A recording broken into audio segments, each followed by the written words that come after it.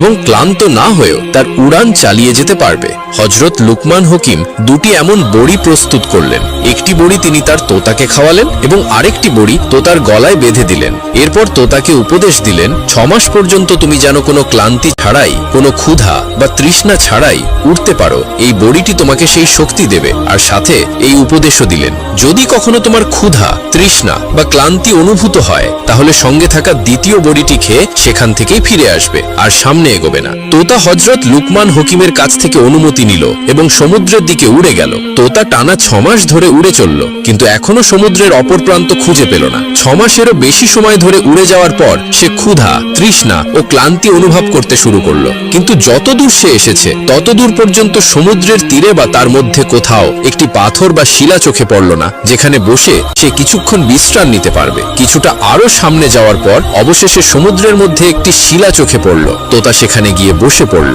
কিন্তু আসলে সেটি কোনো শিলা ছিল না, বরং একটি বিশাল মাছ ছিল। তবে তোতা তখনও বুঝতে পারেনি যে এটি শিলা নয়, মাছ। কিছুক্ষণ পরে মাছটি সামান্য নড়াচড়া করলো। তোতা অবাক হয়ে গেল। সে ভাবল, শিলা কেন নড়ছে? যখন মাছটি মুখ বাইরে বের করলো তখন মাছটিও তোতাকে দেখে বিস্মিত হলো এবং কথা বলা শুরু করলো, কারণ তখন আল্লাহ তাআলা প্রতিটি বস্তুকে কথা বলার ক্ষমতা দান করেছিলেন। মাছটি তোতাকে জিজ্ঞাসা করলো, তুমি কে আর এখানে কিভাবে এলে? তোতা পাল্টা জিজ্ঞাসা করলো, তুমি কে?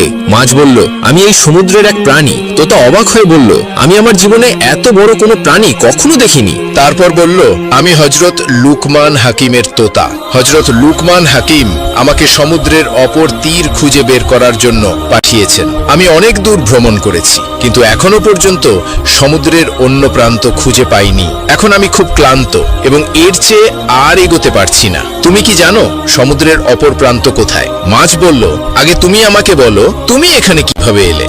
এখানে তো কোনো পাহাড় নেই, কোনো জঙ্গল নেই, এমনকি কোনো গাছও নেই যেখানে বসে বিশ্রাম নিয়ে তুমি এখানে পৌঁছাতে পারতে। তখন তোতা পুরো ঘটনাটি হযরত লুকমান হাকিমের ব্যাপার সহ মাছকে জানালো। মাছ বলল, আমি জানি না সমুদ্রের অপর প্রান্ত কোথায়, তবে আমি তোমাকে তোমার আসার জায়গায় পৌঁছে দিতে পারি। কিন্তু আমি সমুদ্রের ভেতরে গেলে সেখানে আরো বিশাল বিশাল মাছ রয়েছে যারা আমাকে খেয়ে ফেলতে পারে। তোতা বলল, ঠিক আছে, তুমি আমাকে আমার আগের জায়গায় পৌঁছে দাও।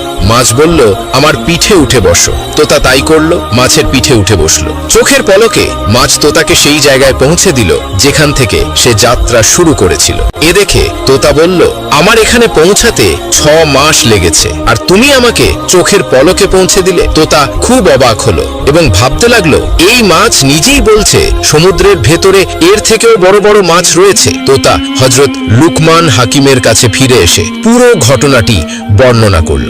হযরত